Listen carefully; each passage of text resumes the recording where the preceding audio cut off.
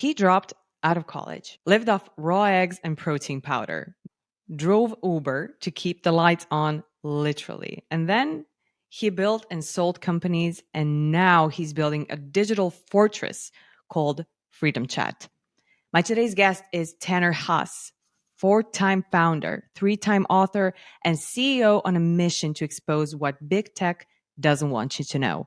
He believes that war over your data has already started, and unfortunately, most people don't even know they've already lost. This isn't just a tech story. It's about privacy, pressure, and what it takes to build when everything is against you. Welcome to the Noelle Effect.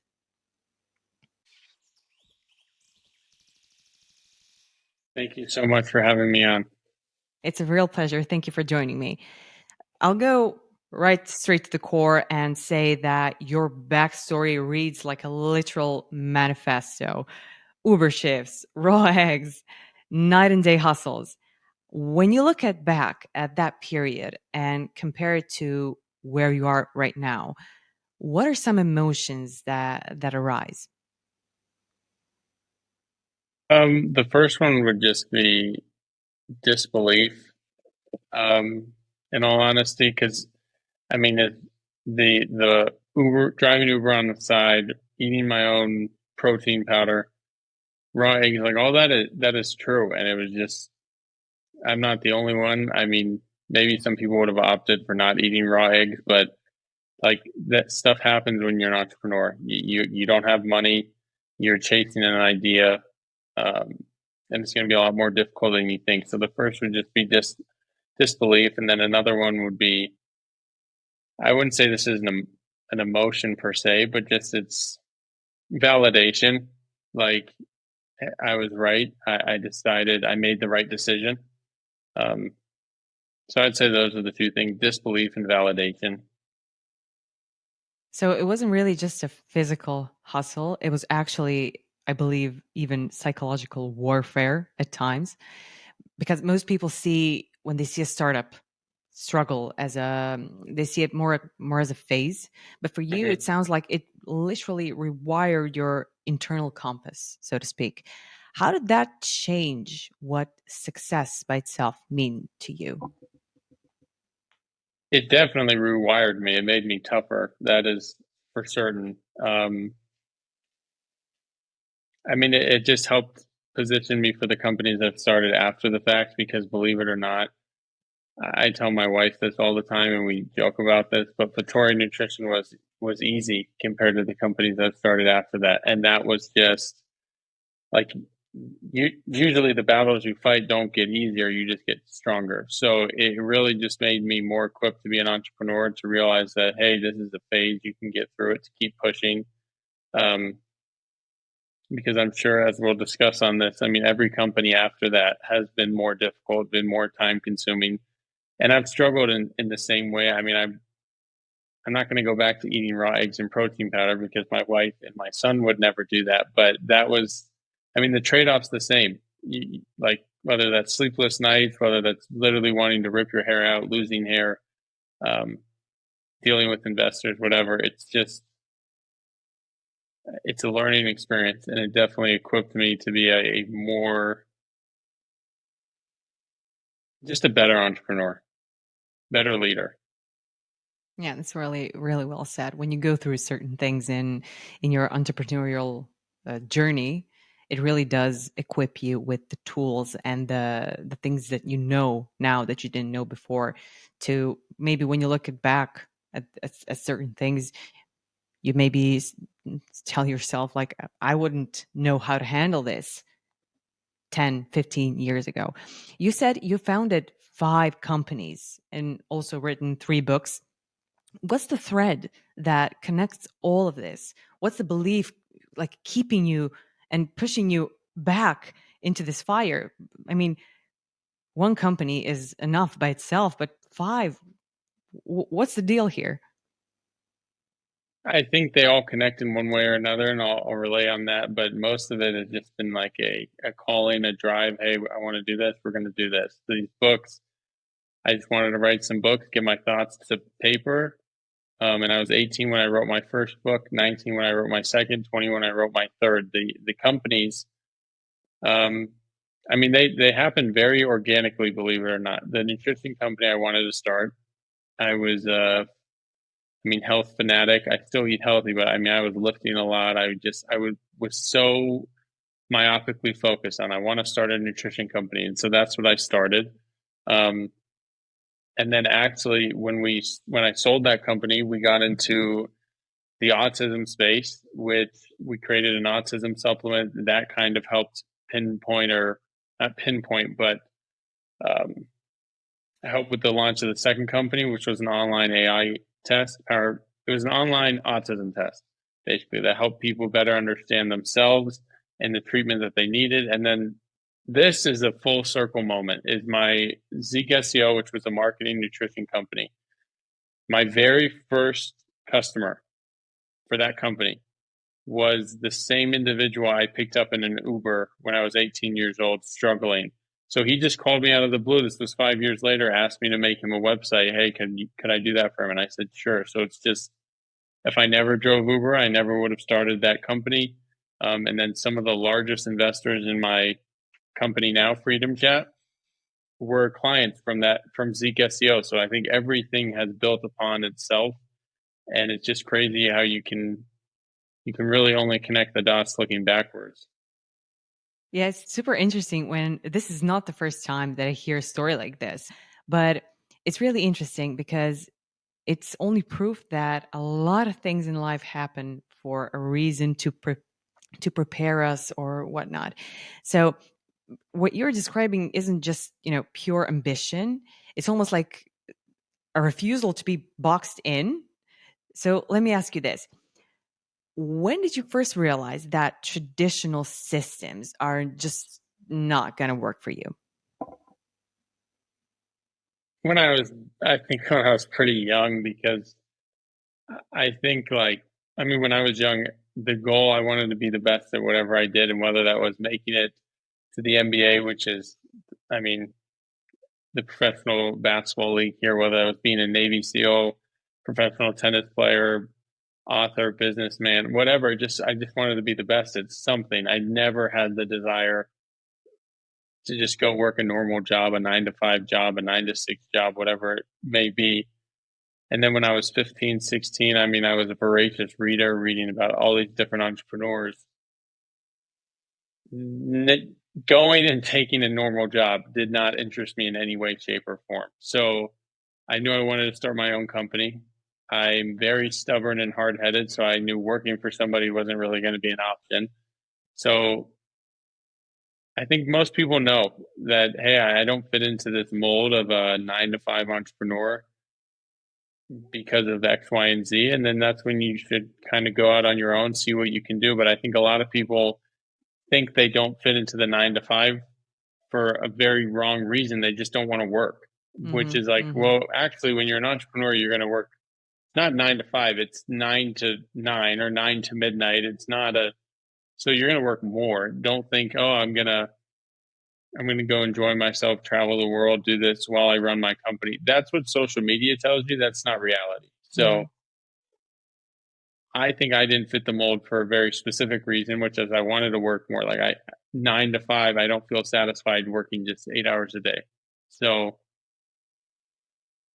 that was the longest way possible to answer your question, but that's the best way I could answer it. Yeah, it's actually inspiring when somebody that made it and is successful and is, continuing to be successful, when they just say out loud and blunt, like what they tell you on social media is just a scam. Like just doesn't happen unless you win the lottery, of course. Then you can go and enjoy yourself and work an hour a day doing God knows what. But yeah, entrepreneurship really does make you work 300, 365 days a year, 24/7 in a matter. Yes, you can dictate perhaps, periods for yourself. Okay, next week I'm off. I need I'm burnt out a bit. I need some time off. But other than that, yeah. But the good thing is, you're working for yourself. So you really have, if you have a good idea like you do, and have a vision, you can really go far if you're willing to put in the work. Tell me, Zeek SEO was a marketing platform, and Freedom Chat, which is going to be one of the core topics today, is actually a direct hit on big tech. Was that shift strategic or just a line in the sand moment? And if you can, give a short intro on Freedom Chat at its core. Mhm. So Zeek SEO was an online marketing website creation firm, and that did really, really well. And we had, I mean, publicly traded clients that were on the New York Stock Exchange. We had privately held, I mean, whether it was pharmacy, gold, finance, medical devices, like we had a wide range of clients. And I enjoyed doing that to a degree. I felt like I was working for people because they're telling you we need this, and so you're kind of. I felt like I was working for people, um, but we had numerous clients that we would manage their website, and I remember looking at some comments on those websites, and these users were very, very concerned about their privacy.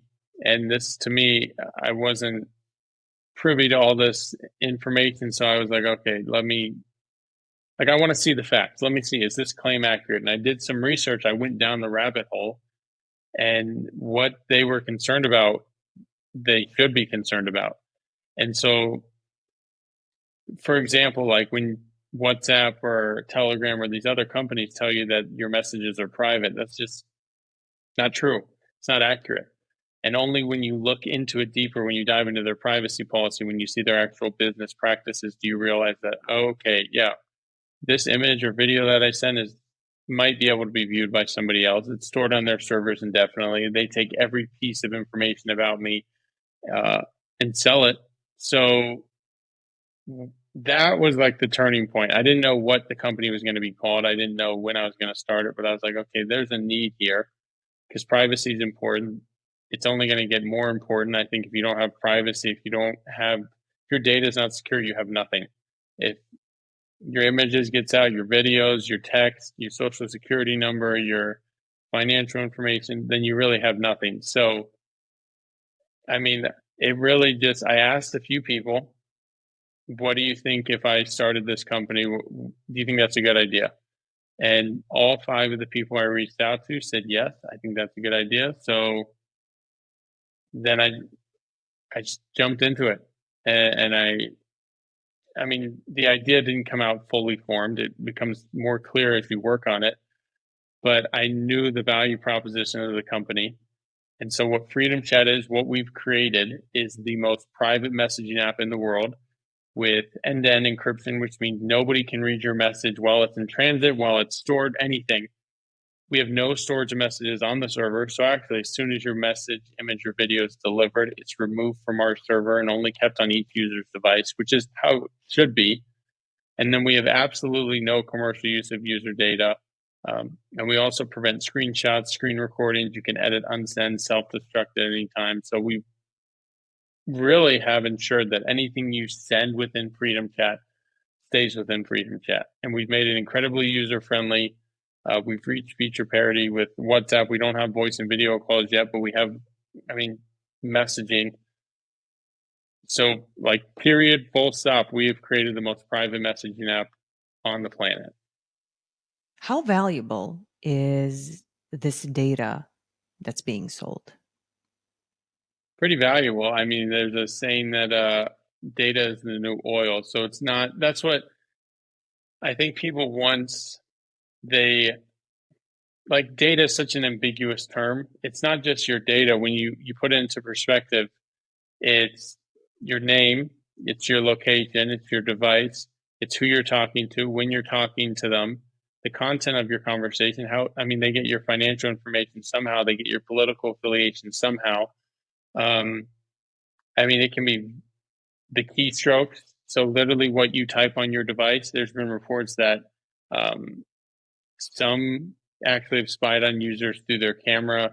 So it's very, very valuable. It's not just data, it is literally everything you're doing. So if you have the nonchalant attitude that, hey, I don't care if people see what I say. Well, you should, because wait until you get into a disagreement with them, and all of a sudden you have some messages that were sent 6 years ago that were leaked. Uh, your payment information, like a lot of people, credit card fraud. Well, it's because you sent it over something that isn't secure. How else do you think it gets on the dark web? Like it really is, it's everything. If you can't even protect your identity, then I mean, come on. Like they can log into your socials, they can apply for a mortgage on your behalf, they can blackmail you because they got some of these images or videos or messages.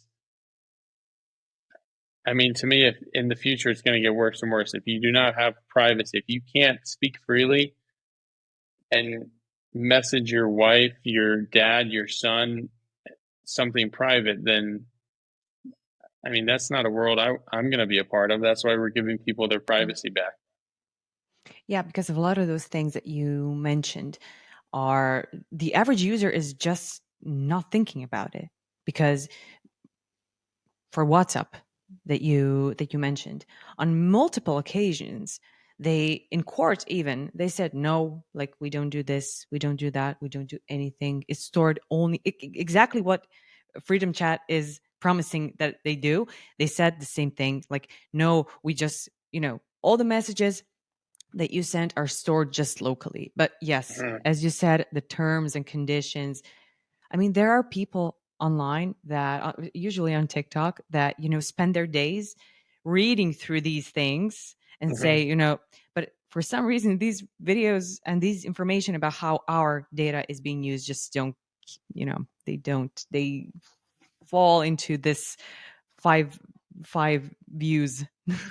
It's the gullible Yeah. thing. It's like just because somebody tells you something doesn't mean it's true. Yeah, absolutely. So this manipulation isn't actually at all accidental. It's a literal product. And the scariest part is where and what data is actually collected. It's the training that these apps and these programs actually get. For we can even say that privacy in a matter of speaking is already gone. Or is there still some time that we can reclaim it? It's sort of like a credit score is how I look at it. Like usually in the US, parts of the world, it takes if you stop using a credit card right now, it takes usually 7 years for that to go away. So like a lot of this, I mean, so anytime you use Facebook, Instagram, TikTok, like they build these portfolios, these avatars of you essentially, that they know your likes and dislikes, they know who you talk to, they know when you talk to. So like they have this persona of you. So it'll take some time for that to go away, but there is still time where you can say, I'm not going to use this. And I know people love social media because it's addictive, but just wait. When AI continues to advance, quantum computers come online, like you are going to be manipulated beyond belief. Identity theft is going to be an everyday thing. Um, it's there is time, but like people need to act now. Don't just believe whatever you're told. Like go do some due diligence. Go look at Freedom Chat's privacy policy, which is a legal document versus WhatsApps or Telegrams or all these other apps. And just because they say, hey, we can't look at what you say, that's not true. Prove it. Prove it in your documentation, prove it in your legal documents. Um, I mean, WhatsApp is full of it. It's disgusting. And they're owned by Meta, which is Facebook, which, I mean, they have the greatest product designers, marketers, salespeople, attorneys on the planet, so they can do and say what they want, but it doesn't make it true. Yeah, it hasn't been once that I was talking to a friend about something. I don't know, maybe a new phone, maybe a stupid everyday thing. And then I go onto Facebook and the same thing pops up. And for example, I had a friend visiting recently and he's from the UK. And English accent, British accent being my native accent, my American is a bit fabricated. Of course, I was talking with him for days on end like that. And what do you know? Like maybe 3 days in that he was a guest here, my TikTok has shifted from mostly American uh, videos to British ones. I swear to God. This is I'm not you cannot make this up. It, like, Yeah, literally, that's it did they're that. listening to your microphone, and that's I mean, that's kinda terrifying, like, Yeah, yeah, anything you say and there's been reports, like, I mean, Alexa, which is Amazon, was listening to people, I have that and too, oh, like, in yeah. every room. Yeah, that's terrible. I mean, they listen those things listen whether you tell them to or not, and it's I mean, it's concerning, so, like, just think of every private matter, every conversation. Do you want that to be stored with one of the largest corporations in America? Like what you said, TikTok is atrocious in the sense they take everything. I mean, your microphone, your camera, your keystrokes, the other apps you use, who you talk to. It's some people might not think that matters now, but just wait a few years. It's going to impact your life in every way, shape, or form. A lot of people could say that if I have nothing to, and it's an absolute myth. If I have nothing to hide, I have nothing to fear. And how do you comment that? That's just stupidity in my mind. Like everybody, like you've got so you're saying that you don't care that the conversation you have with your wife, like it doesn't matter if there's any substance to it. That should be between you and your wife. If you're talking to your son, it should be between you and your son, your sister, your brother, like a business transaction. You send a credit card, you send like I mean, you might not be doing anything illegal. It doesn't mean you shouldn't value your privacy. It just because it hasn't affected you thus far does not mean it is not going to affect you. It's sort of like just because you haven't died yet doesn't mean that one day you're not going to die. It's like it's going to eventually happen where you're going to, you did not take the proper precautions for your privacy and it's going to come to bite you in the butt.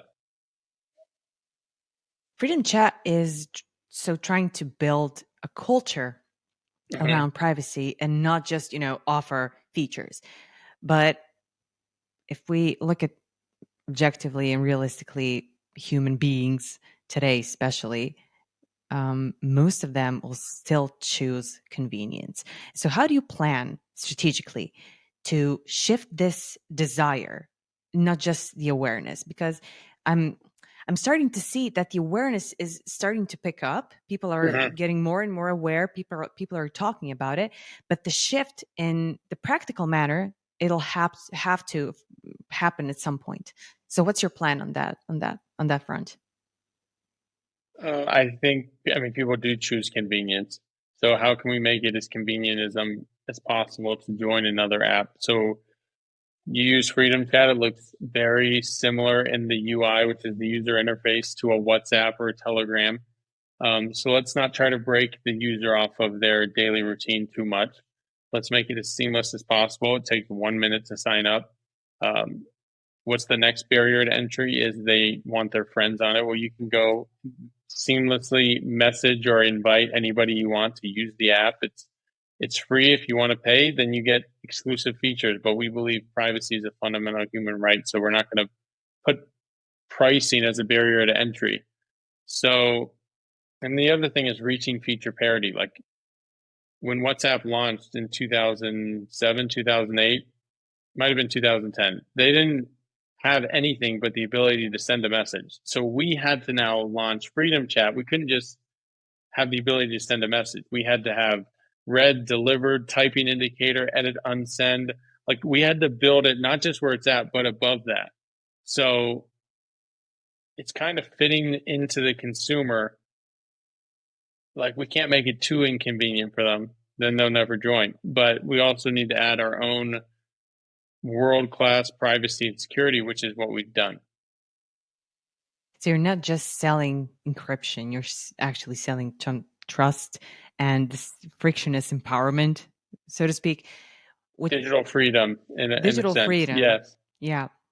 Which begs the question, strategy wise, what is an actual metric that you guys will use for success here? Is it adoption, impact, or something else, or both? I would say it's not just downloads because somebody could download and not be happy on the app. Um, I mean, how many people are moving their most intimate, most important conversations to freedom chat. That's how I would value success.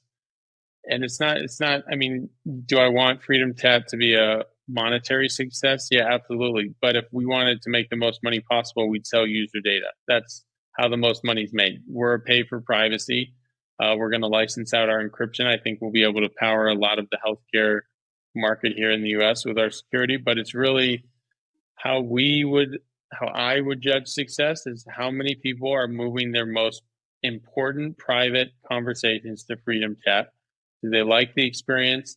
And how many lives have we changed? And people might say that's cliche, but like another example is spam.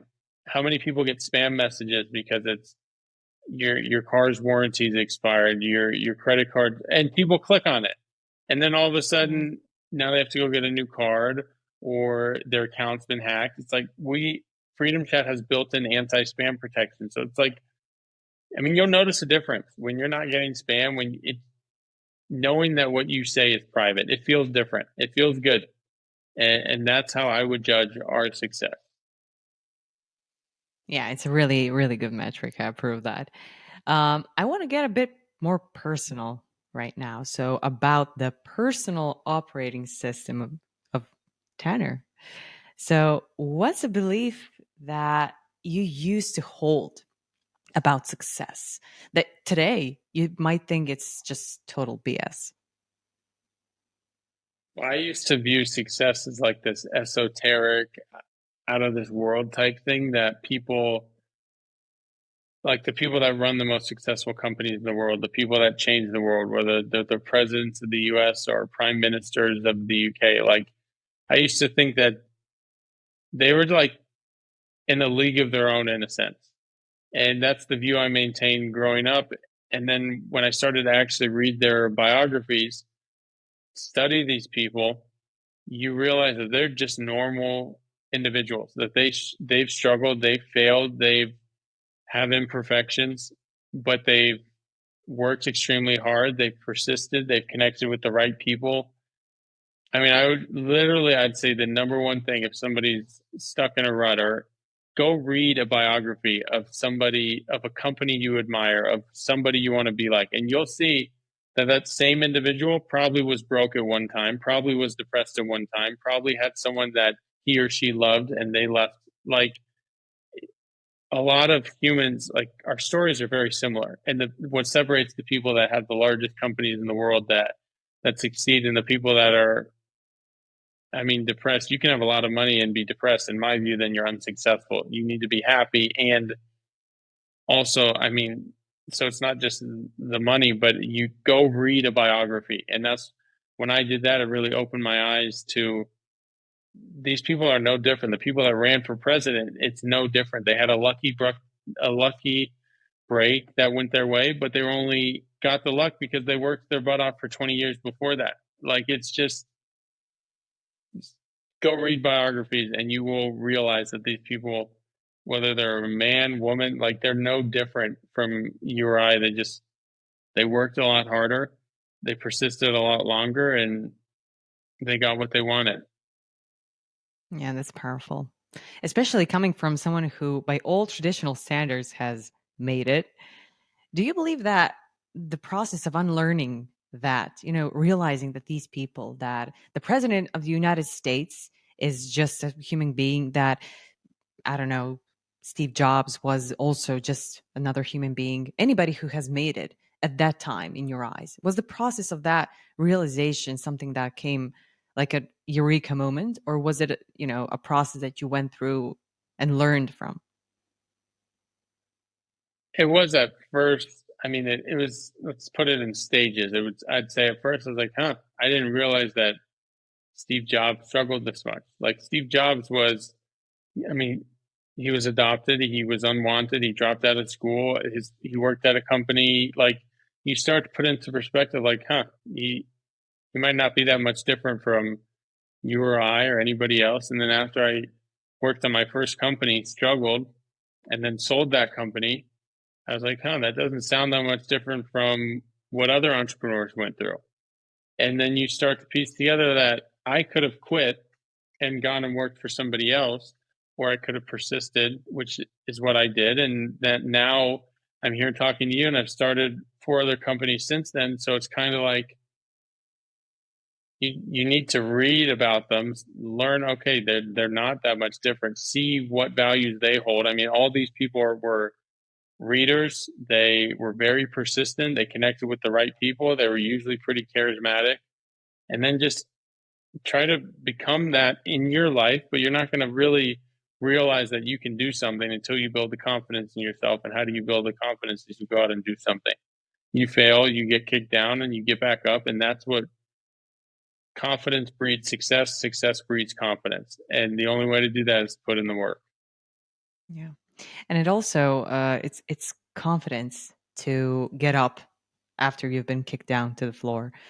And I wanted to ask you, do you miss your companies? Do you miss them when you look back? Like, I worked so much in this and now I sold it. Do you miss them and work? I mean, not let's put money on this and the monetary stuff on the side right now. You put in so much work, and a lot of people, stay. They don't want to sell, not because of Hmm. the money, but because of this even emotional attachment. Like, I've put in all this work. This was my idea. This is mine. This is my baby. Hmm. Do you miss them? I mean, I honestly, like, I did for a week or two, but then I'm jumping into the next company. And so, I mean, I already had ideas for companies I wanted to start up before I sold that other company. So the way to prevent that heartbreak when you sell a company is really to have more ideas coming, like to always be thinking ahead. Don't just think this is the only thing I'm going to work on this till I die. Think what's after this and start planting the seeds for what's coming next. Like I'm working on Freedom Chat now and I love Freedom Chat and I want to grow it for as long as possible and eventually, yeah, sell it, do whatever to give our investors a return to just put the product and give it the best chance to succeed. But I'm already thinking of the next company to start after Freedom Chat. So like you just can't be so into what you're doing now because there always is an after. Like nothing's gonna last forever. So it's more like a stepping stones. I view it as that, yes. And then each company, I think the upside is progressively greater. I think the difficulty is more. So yeah, I already know the company I want to start after Freedom Chat, the company I want to start after that. Like, yeah, just be forward looking, forward thinking. Imagine this: you're 22, broke, exhausted, and standing in your kitchen with a half empty tub of protein powder. And you can teleport yourself now to that man at that moment. And you got only one sentence to tell him from the future you. And what do you say? Keep going, it gets better.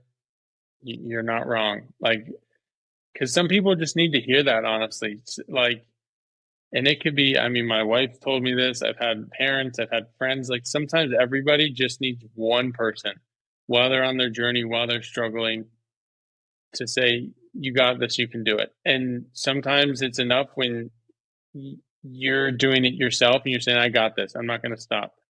But like any pickup, any along the way, it's super helpful. So like I would go back, I would just say, keep going, you're not wrong, you got this.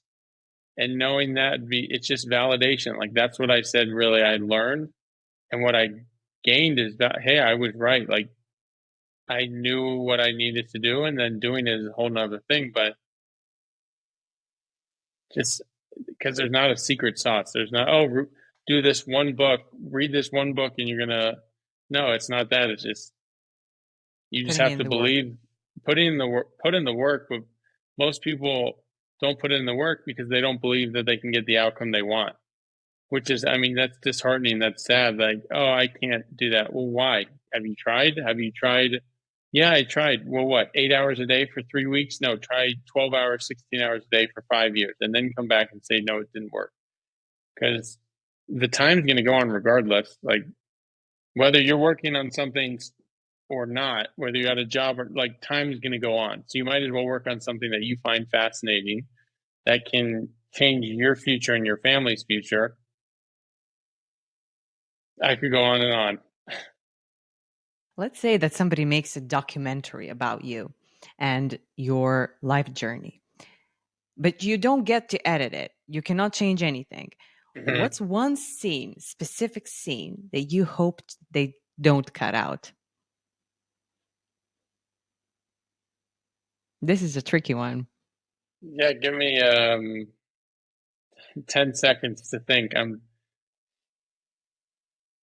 Well, there's two, and I think every company I've had actually has gone through this, and I think every relationship actually goes through something like this.